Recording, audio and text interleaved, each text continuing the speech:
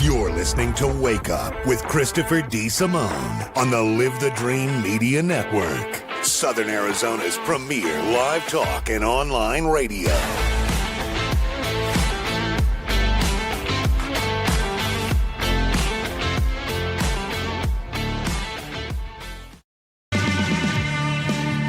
Hey now, you're on the Live the Dream Media Network. Christopher DeSimone. Good interview with Brenda and Jay.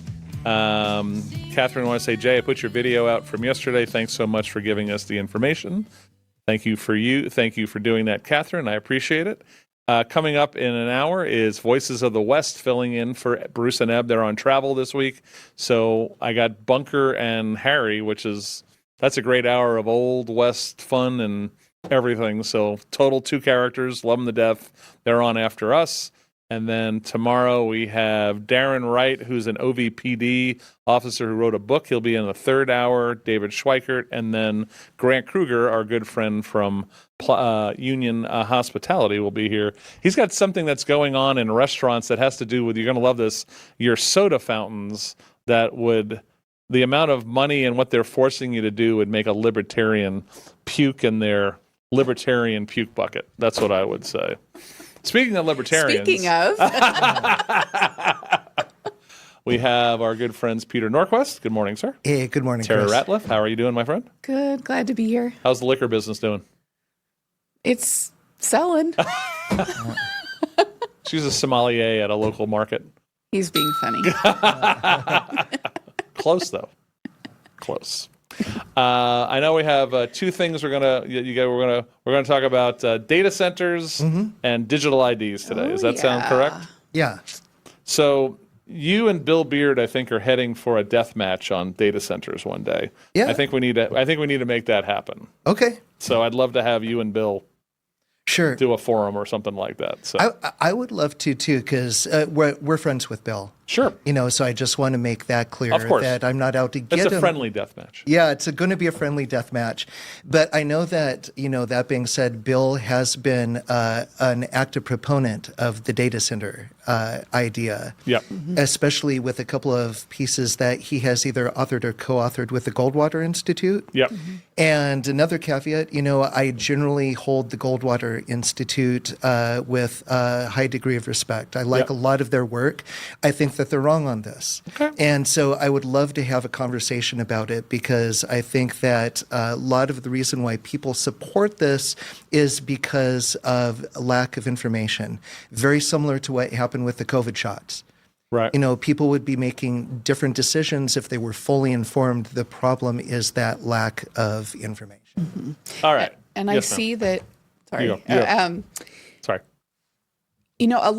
We're seeing lately a lot of libertarians, quote unquote libertarians, pushing and supporting stuff like data centers. And We call them posers. Well, Yeah, because if you see them pushing data centers and Bitcoin and that kind of stuff, it was kind of set up for that narrative.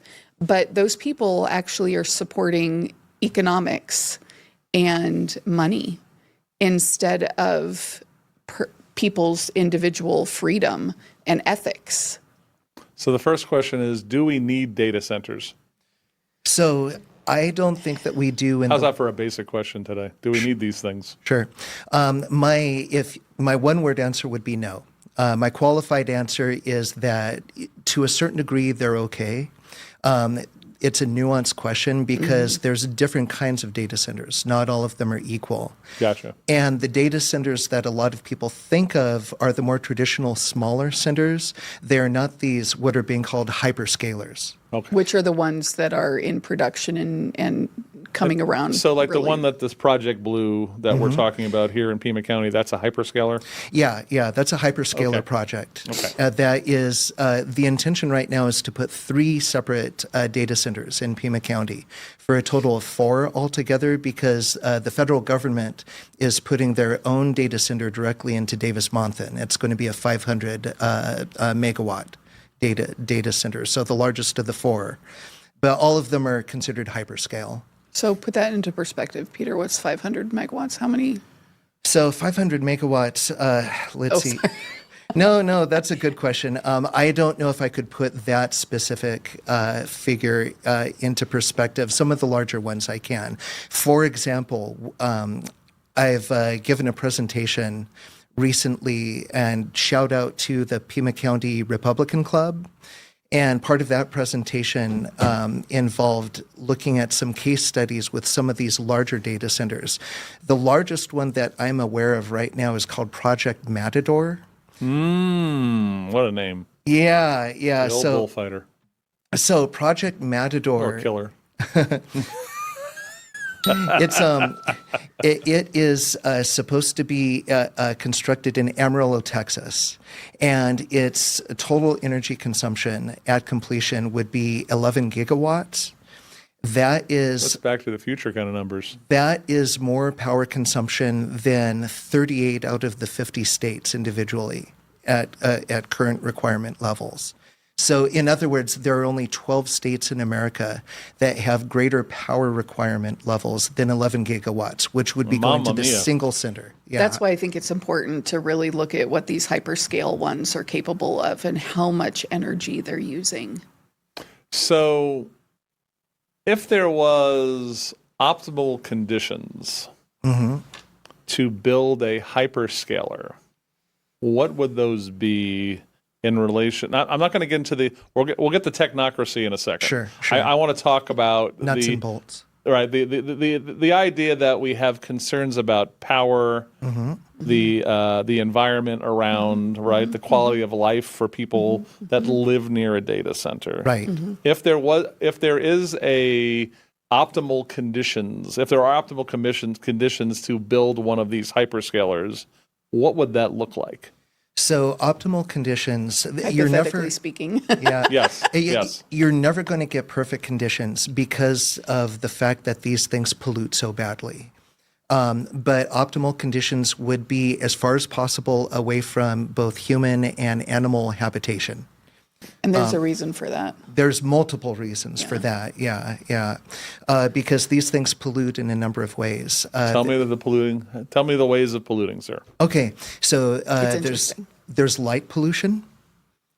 So ambient light pollution, which interferes with people being able to sleep. You've got light reflection. Hold on. Why do they have exterior lights?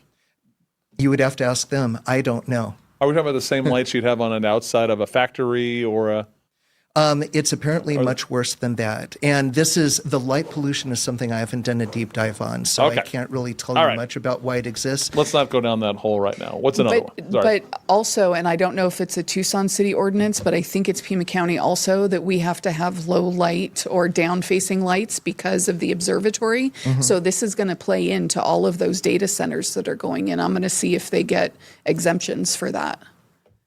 My thing with the dark skies thing is interesting. You know, they always say it's a critical industry it's like 12 jobs in the observatory business. Just want to let everyone know that. Because everyone else, they're doing it remotely. Like the country of South Korea has a telescope in Mount Lemon or up there. Well, you think the Koreans have like guys sitting up there looking through, like the Copernicus or some crap, right? They're in South Korea doing this via the internet. Come on, right? There's no jobs supported by. No, just like a lot of companies that come in. I'm not saying I want They excessive promise a light, but lot. when they say that, I go, okay. Right. What's your next one? Okay, so you've got groundwater pollution. So what is happening with these, they claim to have a closed water cooling system. Okay. But that is not actually the case. And there's a couple of different ways in which they feed pollutants back into the ecosystem. So when water gets fed in, it actually is used for a certain cycle, and then it's returned to the environment. And one of the things that is most troubling about what goes back with that water are nitrates. Into the groundwater. Yeah, nitrates that are being associated with rare cancers and miscarriages.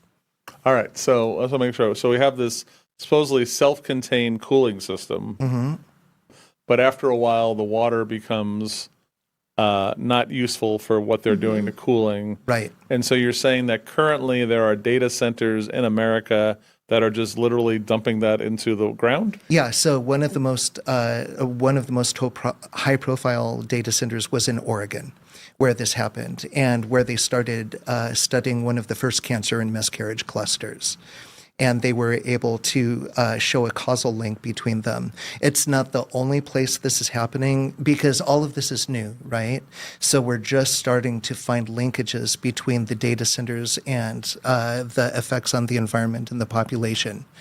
Nitrogen oxides are another one that happen because of the backup diesel generators, which are very common, because a lot of these centers do not have reliable energy infrastructure when they're built. So you have to have all these diesel generators that are built. When the grid sort of crashes on them, these come online. So we're not talking about little go to Home Depot and get a generator. These are like industrial grade, gigantic generators and multiple ones. And I wanted to say about the groundwater, this is part of the building infrastructure where they build ponds, and they claim to be, they're going to be net zero water or whatever, because they put water back into the ground. And so it's part of the whole infrastructure of the data centers and how they recycle water. Okay. So, what's your next one? The next one is sound. So there's two different kinds of sound pollution. So these data centers can reach up to 96 decibels internally. Externally, they can reach as high as 90 decibels. And the realm of damage to human hearing is supposed to begin at about 85 decibels, right? So this is beginning to exceed that, going at as high as 10 decibels higher. And then finally, you've got infrasound. And this is something that is relatively new. and it's very interesting. So the sound, back before we get to infrasound, when we Yeah. talk to sound, are we talking about that decibel level of what you're saying, 95 decibels? Is 96 internally, 90 externally. Yeah. how close do you have to live to this thing, for that to be actually harmful to anyone near? I know people that work there have to wear ear protection, I assume. Right. So if you're living close to it, it would probably be an issue within a couple of miles for sure. Let's say 5 miles. Okay. Which is going to 5 miles for a 90 decibel sound would be harmful? Sounds a little. Is not going to damage your hearing at that distance, but it's going to be considered intrusive at that distance. Tara's listening to Poison albums from the 80s at 110 decibels. And look, hey, how do you know that? I drive with my windows down and my volume cranked. yeah. All right, infrasound. Is this, we're talking about vibrations? So this is sound below the level of human hearing. So these are very low pulsing vibrations that generally travel through the ground, and they can affect both humans and wildlife in various ways. So people, the effects they usually have are anxiety, insomnia, sometimes even effects on digestive and cardiovascular systems. And in terms of the wildlife, it vacates the wildlife. Sure. So the wildlife at some point exits the area and never returns, right? It's the same idea as what's happened with the Navy a lot in the ocean, where there have been issues with marine life when the Navy is using sonic infrastructure, and they're sometimes actually killing whales, because it will burst their eardrums and things like that. It's kind of that principle. This is traveling through a medium. In this case, it's the ground, and it is affecting biological systems throughout the area, but we don't know because we can't quote unquote hear it. Right. What is a existing data center that we've seen this phenomena occurring?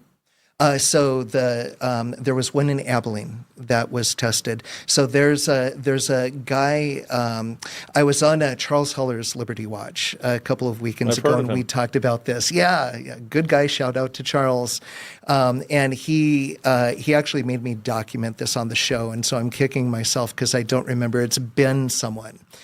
He's a sound engineer, and so he's got the equipment to do this, and he's actually on his own dime been traveling around the country doing specifically infrasound studies. Charles has? No. This guy Ben, the sound engineer. Oh, okay. And he's been documenting this phenomenon and basically making this problem visible so that other people with the means to study this will begin to start going and doing this, because no one had thought about this when they started building hyperscalers. The industry certainly hadn't, but even people who were concerned, environmentalists and activists, they didn't have infrasound on their radar either. Like literally no one was thinking about this until this one guy went out, started doing readings, and found out that they were producing significant effects to the extent that he describes them as acoustic weapons. And it's important to note that the effects are kind of algorithmic. So the closer you are, the more extreme all this stuff is. And as you go out, it tapers off. But if you think about it, like the infrasound that Peter was talking about, if all of the wildlife, the bees, the insects, the birds leave an area, who's going to pollinate? Nothing's going to end up growing out there. Yeah, the ecosystem definitely gets messed up if that happens. It gets sacked. So going back to your initial question, like what's the optimal conditions to put a data center in? Middle of nowhere. Oh, wait, Greenland. Why are you picking on Greenland? Well, for just bringing it up that it's been talked about that the administration now wants Greenland, but that it is possible that they want them for data center purposes because you have the cool environment year round, which is one of the issues with data centers in the U.S., trying to keep them cool and using a lot of energy or water to do that. But also the rare earth minerals, they're a huge resource for that. Low population density, so not a lot of NIMBY issues. For anyone who doesn't know that acronym, it means not in my backyard. Or just the idea that it wouldn't affect whatever negative effects were coming out of this place. Right. There'd be hopefully less, trying to mitigate the amount of people, whatever the negative effects are of these things, right? Right, exactly. Now, so here's and then you've got lots of water, and that's the last thing. So when I say to the pro data center people, now personally, I don't care, I don't want them. It's not like people running in Oro Valley, so it comes up once in a while. What do you think about data centers? I'm sure. But even when Project Blue came up, before I ever talked about running for office, I don't see the benefit.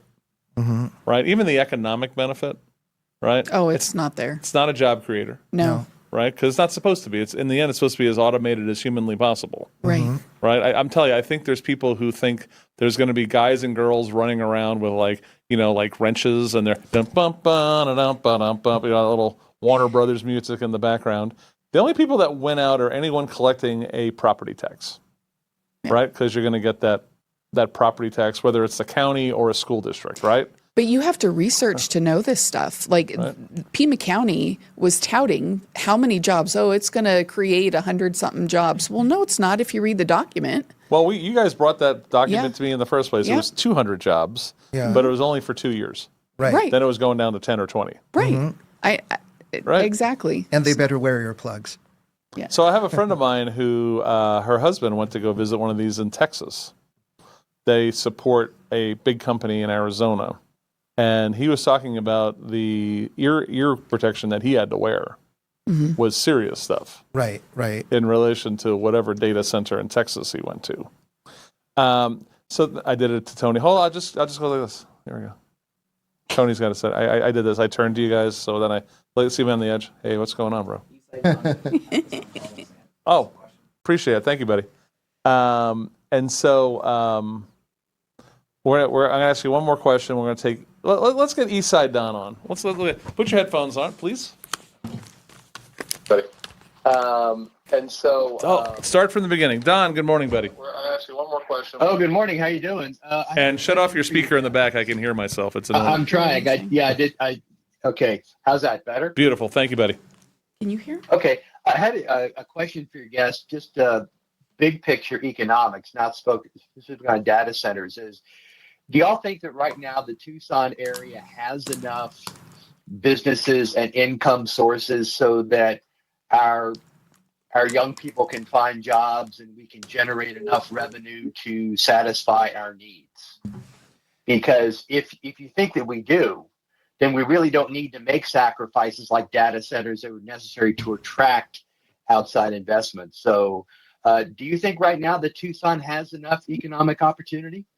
So, my take on it, and Chris probably has a lot to say about this because this is something that you keep your finger on the pulse of. You go first, Peter. Okay, I think that we're suffering in that area. I don't think that we actually have nearly as much economic activity as we could in the way that you're talking about. But the thing is, in the context of the data center conversation, I don't think that inviting data centers into the community is going to really alleviate that problem in any substantial way. So, Don, in the past, we've come up with a term for how regionally we do the dynamic of economic development in the county is we call it beer goggles economic development. Okay, you're at the end of the night, you're feeling a little lonely, everyone's a little drunk, the bar's closing, and you're going to go home with the first warm body you run into, right? That is Pima County. If you're a data center, I'd be taking advantage of Pima County's loser economic development dynamic all day long, right? Because these people are desperate. The electeds are desperate for a win, right? Regina Ribeiro brought this deal to the table because she thought this was a win until she saw the hit back, right? The losers at the Chamber of Commerce, they said, oh my God, because they're just looking for anything to talk about. Remember, the previous year, Sun Corridor had the gall to report that the amount of jobs that was created in economic development was 35, not 3,500, 35 in a county of 1 million. So, this is beer goggles economic development 101. Okay. Could I ask a follow-up question? Sure. Yes. Yeah. What kinds of businesses should we be attracting to Pima County and Tucson? Because I'm assuming that we all agree that we need to bring more revenue generators into the area, businesses that can provide good paying jobs so that we then have more money going into the area income stream. But I also get the impression lots of people have very specific desires as to which businesses they do and do not want to come into the area. And I'll just give you a little background. I'm a former Department of Defense contractor, and so I worked a lot with DoD agencies, and there were plenty of people in the DC area that thought of Tucson as a place where you went to retire after you already had your income stream. In other words, you brought your salary with you here, your retirement here, but you didn't work locally. You didn't generate the income you needed to live with. So what kinds of businesses do you think we should be attracting to this area? So my point of view on that is I think the more local, the better. I think it would be great to emphasize small businesses, family-owned businesses, and build that out at the community level, because that is the demographic that's been targeted ever since COVID. COVID came in with a wrecking ball and started to crush that demographic. What's going on right now with Iran and the Strait of Hormuz is continuing that. And the smaller business demographic is suffering.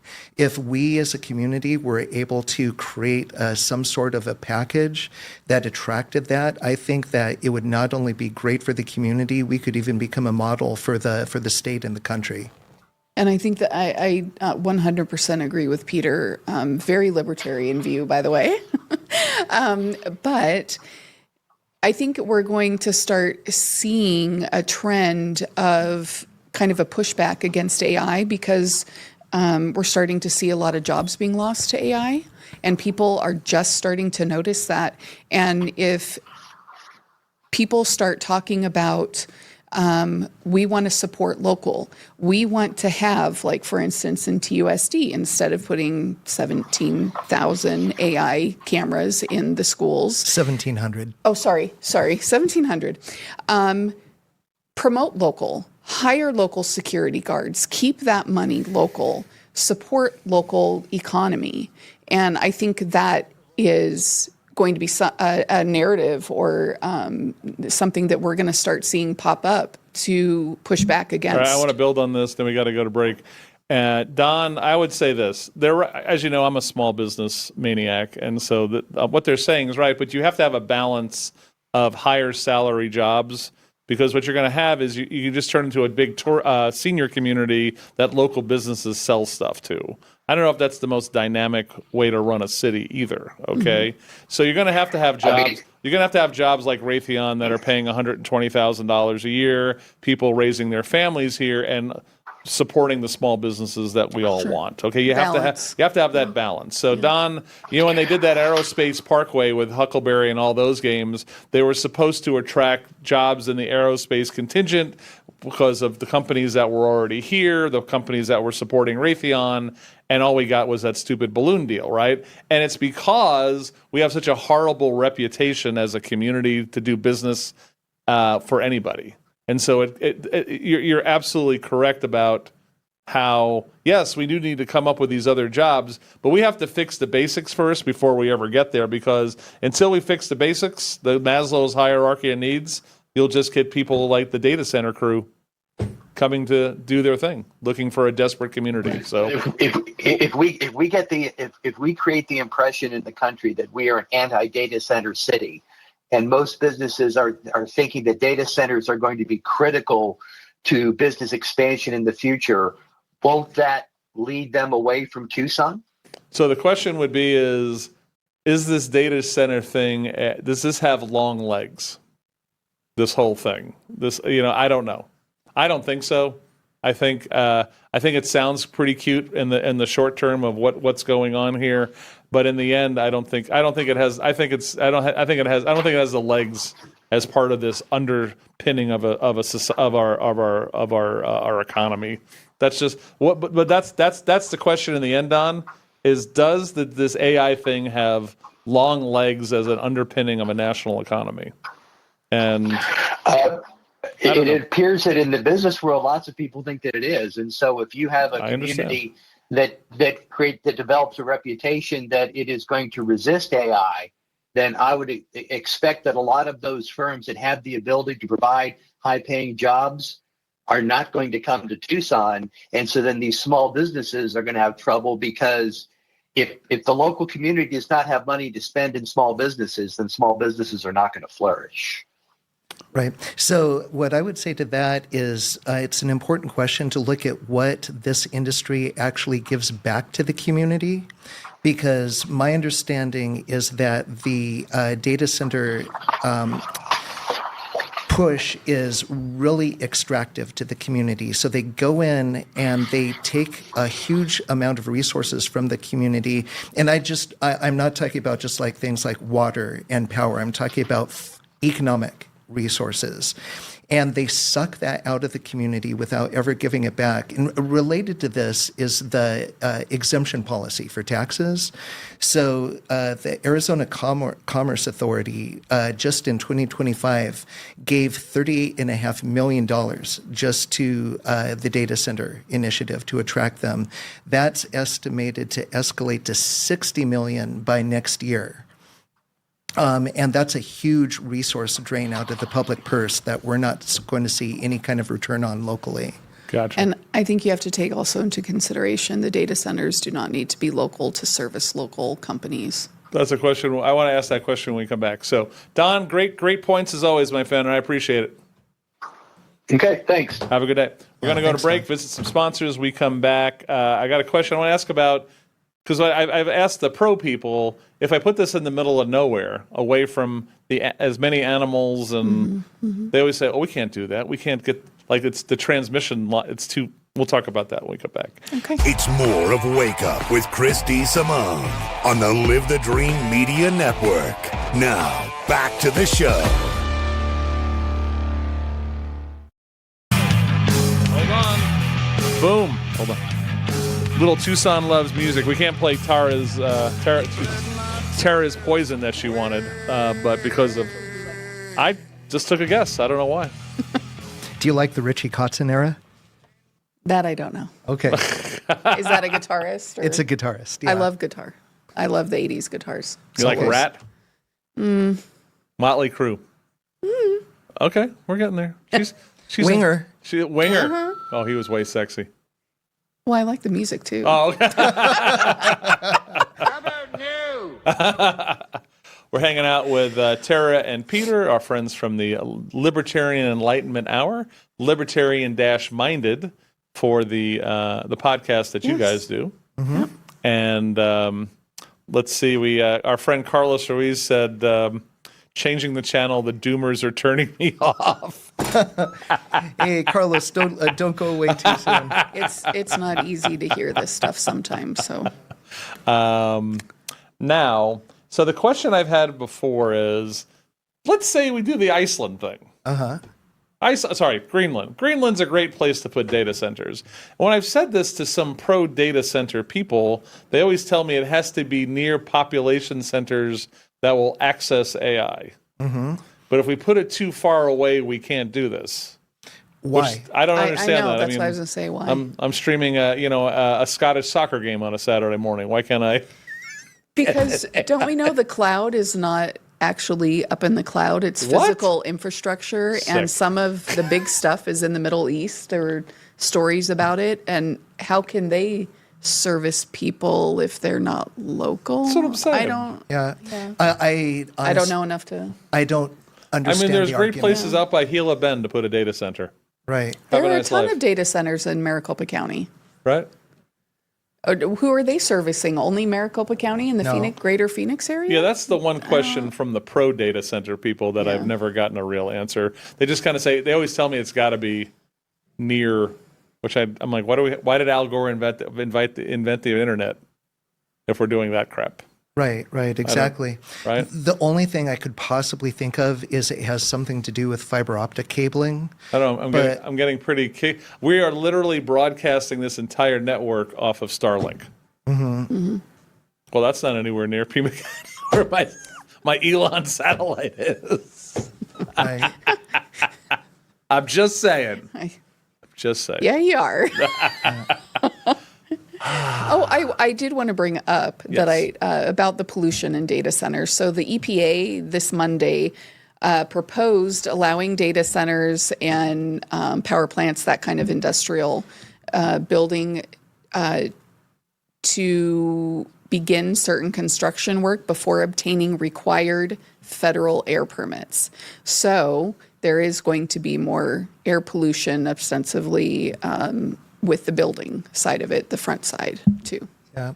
And another thing on that topic I want to add too is that if you can create a narrative that data centers do need to be local and located close to some sort of an urban center, then that will allow them to do certain things that they couldn't do if they're out in the boonies. For example, it was in the news locally a little bit about how Project Blue had been stealing some water from the city, and the city basically told them to pay them back and cut it out, right?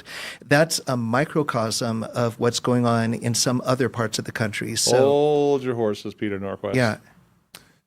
So they have to do dust mitigation. Right. Yeah. Right? Because of Pima County's environmental quality standards and regulations, correct? So every other construction company in this region knows you go to where you get the water, you fill your tank up to your truck, and you go. Okay? There was nothing that their construction company did that was wrong or underhanded on this. Okay? They didn't steal. You can't say steal. Okay. That's too rough. Okay? They went and they're a construction company like any other construction company that got the contract to do this.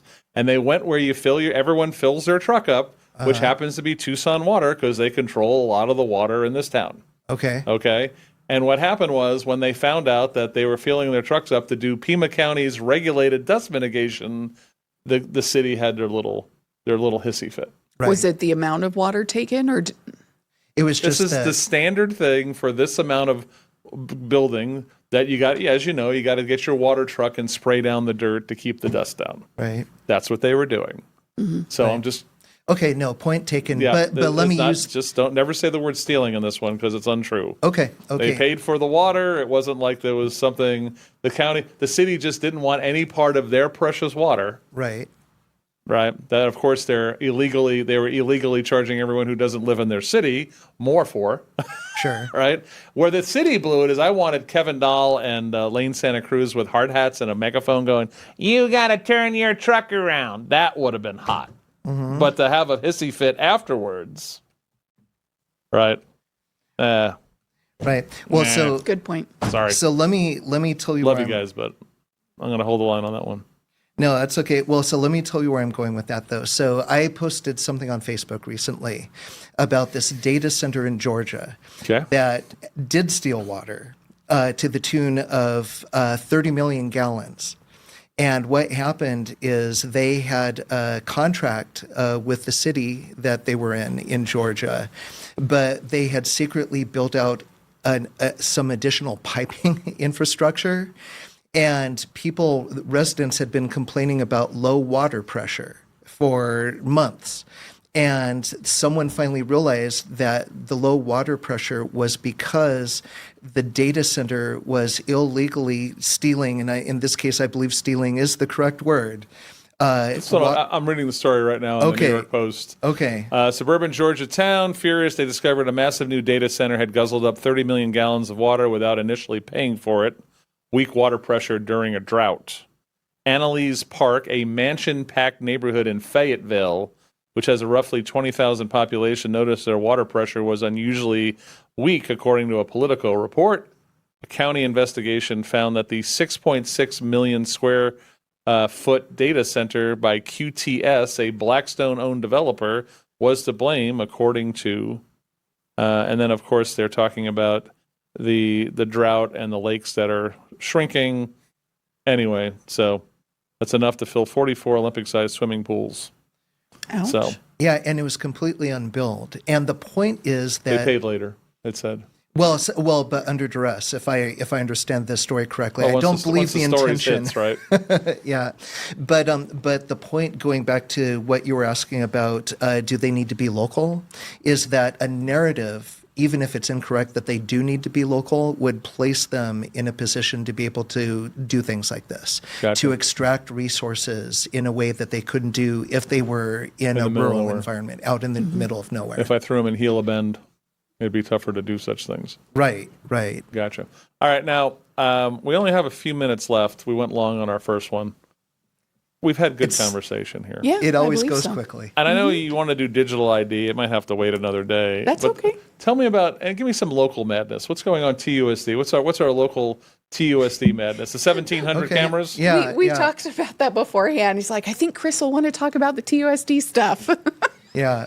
So what happened is the governing board just passed a measure where they are going to be contracting with a couple of different companies to install 1,700 different security cameras throughout TUSD, the 88 schools of TUSD. Was this part of the magic bond money that everyone passed? This is part of the magic bond money because I had to review this initially as part of my responsibility on the Bond Oversight Committee. Okay. And that's how I know some of this, because of the research that I had to do. I was one of the 2 abstaining votes on this at I the bet you were. level. I was. And kudos to Val Romero for being the single abstention on the governing board on this issue. And what's going on is that, so we are installing 1,700 cameras. The argument is that this is going to increase safety. But here's the problem. These are AI-driven. So humans are going to be taken out of the loop. That's supposed to be part of the cost-sharing measures. And by the way, this is costing the district, I think, somewhere on the order of $1.3 million. So it's a fairly big ticket item. And that's only for the infrastructure. That doesn't pay. That's not our monthly monitoring or anything Exactly. like that. Okay. Right. That's not going to our local citizens and being put back into our local community. Okay. Yeah. And part of this package also involves remote lockdown capacity. So the doors of the schools are all going to be retrofitted with automatic closure and locking systems that can be activated from a cell phone anywhere on the planet. Okay. And so one of the Sounds amazing. well, it's, Nothing could go wrong there. yeah. So, but here's the problem: is that you're relying on artificial intelligence to do threat assessment, and then to do remote lockdown when you are not necessarily in a position to do on-site assessment yourself. It has both video and audio. Yeah, it comes equipped with audio sensors. Can TUSD parents with registered children access the system and watch what's going on in the classrooms? There is reason to believe that they might be able to do that. Yeah, that not only can TUSD parents do it, but anyone could do that. And the question came up at the governing board meeting. I see the smoke coming out of your ears. The question came up at the governing board meeting, could ICE, just as an example, right, as a federal agency, access this data? And legal counsel said they can only do this with a warrant. And the problem is that's not correct. And I don't think that they were being purposefully misleading, but I don't think that they're keeping up with technological development, because there's documented cases where in a case like this with a public-private partnership, where a school district is partnering with private companies. In this case, there's two. There's CDW and Verkada. Verkada, what a great name. Yeah. What can happen is Sounds like an Italian fish dish that's made with fake fish or something. It does Have kind some of, right? Verkada.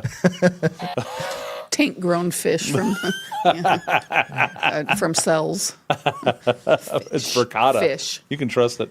but I like the. So my thing is, if the reason I asked for parents, Yeah. right, is you figure the TUSD school board would not want parents to watch what's going on in the classroom. right, and that's Right? not what this That system got them in is. trouble during COVID. Sure. Parents observing what was going on or not going on in their Sure. kids' education. Well, and that's not what this system is officially designed for. It's not designed to allow parental access per se. Well, you know something? If we're going to do it, they should do that. This will Yeah. convince them. I'm going to tell you something. They would hate that a parent could go listen in on their kid's classroom. Mm-hmm. They would hate it. I think it. The teachers union would hate it. Oh, well, yeah. But the system is hackable. I mean, it's I every agree system with, is yeah, hackable. Everything's hackable. I agree with that. But I'm just saying, if you're going to do this camera stuff for, quote, security, and so you want to say you're worried about ICE. ICE doesn't care about your kid in your classroom. They don't give a flying crap, okay? But if you said, if I was Val, I know hindsight's 2020. You blew it, pal. What I would have said was, I want this available for every registered parent with a kid in school to be able to observe their parents, the kid's classroom, anytime they want. Right. If we're gonna, it's gonna happen anyway, Peter. Right? There's no stopping this. So that may be true, although I think it's always worthwhile to try to fight a valiant fight, even in the face of certain defeat. But I want to You go could have back named to this whole damn show that for the last 17 years. You probably could have. Fight the valiant fight. But I want to go back to ICE, though, not because they are ICE, but let's just use them as an example of a federal agency. So it doesn't have to be ICE. It could be HHS. It could be whoever, right? Sure. But what was said was that they cannot get access to this video footage, to the surveillance footage without a warrant. There are plenty of examples. It's easy to find them if you do a search, where federal agencies have gained access to surveillance footage like this by purchasing it from the private company. Of course. No warrant needed whatsoever. What is, so the reason that when they say security, they're saying, number one, I assume they're saying school shootings, Of course. right? Sure. How about discipline of children? Is that also included? Is that something that the video that they get of some kid punching another kid in the face at his locker room, is this now going to be used on to nail that crap down too, or not? I would think that any narrative that would get the majority of the population to approve it and accept it would be used. You know, at what price? How much is your security worth when all it's doing is losing your freedoms? So I had a very smart guy on the show, and I forgot his name already. And the guy was amazing. He was a guy who was he was the head of education in Massachusetts as they built it up to one of the best public school systems. Then it got weird, and then he went on to be one of the early pioneers in charter schools. Okay, this is going to play right into our narrative we've talked about a lot, right? So I said, as we move through here, academic freedom, charter schools, homeschooling, all this stuff, what happens to the kids stuck in a TUSD-like school? Right? He goes, oh, that's easy. They're going to get taught by AI. Right? Yeah. They're literally, again, I always go back to episode 2 of Star Wars, Attack of the Clones, when they're building all the little baby clones. And these teenagers are sitting there with little headphones on, and they're all looking at screens, and there's like 10,000 of them in a room. Yeah. That's where the poor kid at a TUSD that gets stuck in that place. I think that's where they're heading. I agree. Right? And then you can coordinate it with your cameras. Right? And not just Yeah. TUSD. My little granddaughter, who's in kindergarten, is in a rural school. And they have tablets and big monitors, and they're collecting all of her data. This is where public schools are going to be heading. Yeah, I believe it. Right? And so is it worth the price of these kids' freedoms? They're going to be trained that this surveillance is normal, and they have no privacy and no freedoms. Yeah. And the thing is, this is a business model. So this is being framed as safety. So we're looking for shooters. We're looking for bullies in the example you just gave. That's not really what's at issue, though. Everything, no matter what happens, trip to the bathroom, buying food from a vending machine, it's all feeding into this surveillance data. And then that is what is available for purchase. I read Alan Moore's V for Vendetta. I know how this plays out. Yeah. So, all right, we got to get going. Guys, great job as always. Libertarian-Minded. here. Carlos, I'll see you tomorrow when you come back watching the show.